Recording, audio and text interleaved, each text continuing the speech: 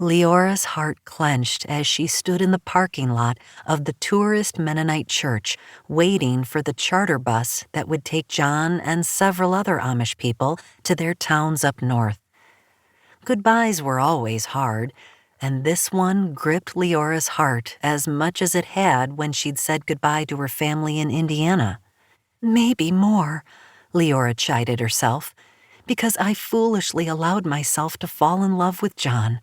I should have stopped seeing him after our first date, and before I knew what a wonderful man he was.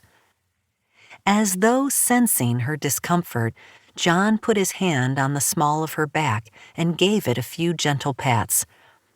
I'll call you when I get home tomorrow, and we'll keep in touch regularly. Maybe you can make a trip up to Michigan sometime this summer. I'd like you to meet my family, and it would be nice to show you around the town of Clare. Leora swallowed hard. I have to end this right now, before John gets any ideas that I might be willing to move there. The thickening in her throat increased. John, I don't think I'd be able to take enough time off work this summer to go anywhere. I used some of my vacation days so I could have more time to spend with you. Oh, I see. His voice was quieter and lower pitched than usual. Well, maybe... Leora's mouth trembled as she spoke her next words. I'm not the right woman for you, John, and we have no future together. You're a good friend, and I wish you well. He blinked rapidly, and his eyes glazed over. You can't mean that, Leora. She opened her mouth to respond just as the bus pulled in. A flurry of excitement erupted around them as those who would be traveling gathered up their luggage and moved toward the bus to make sure everything got put in the cargo area. You'd better go. You'll be boarding the bus soon, Leora said in a near whisper. He continued to stare at her as though in disbelief. Isn't there something special between us, Leora?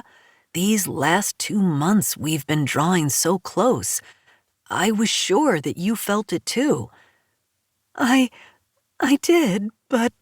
Tears filled her eyes, and she tried to blink them away, but they dripped out and rolled down her cheeks. When John reached out and wiped them away with his thumb, it was nearly Leora's undoing. She wanted to shout, I love you, John, and I'd go anywhere to be with you. But it wasn't possible. A short visit to Michigan might be okay, but she could never live there year-round. Her sad would stand in the way of their happiness, and John deserved a stable, happy wife. I have to go now, John. She glanced toward the road. My shift at Der Dutchman starts in 20 minutes, and I don't want to be late. She gave him a hug, then quickly pulled away. I'll be praying that you have a safe trip and... Leora paused for a breath. I would appreciate a phone call to let me know that you got home okay. Before John could respond, Leora got on her bike and quickly rode out of the parking lot. It was better this way. It would have broken her heart to watch him get on that bus and see it pull out with John and the other passengers on board. With a heavy heart, John stared out the bus window. He couldn't believe Leora had said she wasn't the right woman for him and that they had no future together. Was there someone or something keeping her here in Florida? Did Leora enjoy her job at the bakery so much that she felt compelled to remain in Florida?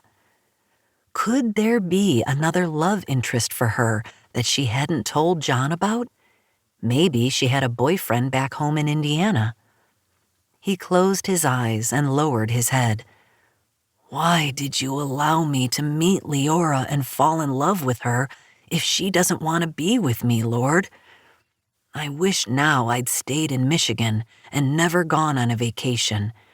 I would have just kept working hard like I did before.